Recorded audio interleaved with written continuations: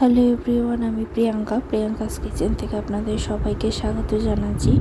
আজ আমি black pepper chicken করতে চলেছি। তো কীভাবে করছি সেটা আপনাদের সাথে শেয়ার করলাম।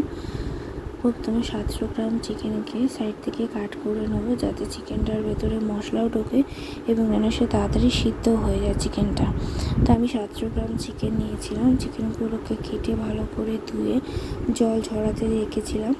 তারপর জল ঝরানো হয়ে গেলে তার মধ্যে 2 চামচ দই, 2 table spoon black pepper, 1 table spoon নুন এবং কিছুটা রসুন বাটা দিয়ে তাকে ভালো করে ম্যারিনেট করে আমরা রেখে দিচ্ছি। ভালো করে ম্যারিনেট করতে হবে যাতে দই এবং নুন এবং মশলাটা পুরোটাই যাতে ভেতরে ঢোকে।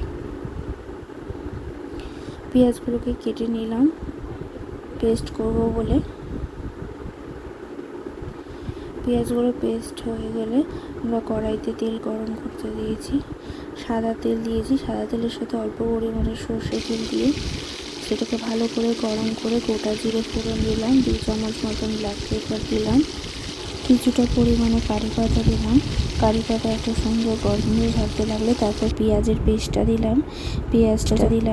পেঁয়াজটা যখন ভাজা হয়ে গেল, হালকা ব্রাউনিশ হলো, তার মধ্যে আমরা দিলাম হলুদ গুঁড়ো, 1 চামচ জিরে গুঁড়ো, 1 চামচ লঙ্কা গুঁড়ো দিয়ে তাকেও ভালো করে কষতে লাগবো। যখন দেখবো সাইড থেকে তেল ছাড়তে লেগেছে, তার মধ্যে দিয়ে দেবো ওই ম্যারিনেট করা চিকেনটা।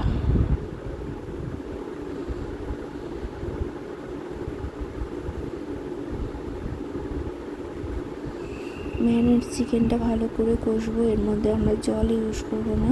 একে ভালো করে কষে আমরা সিদ্ধ করব।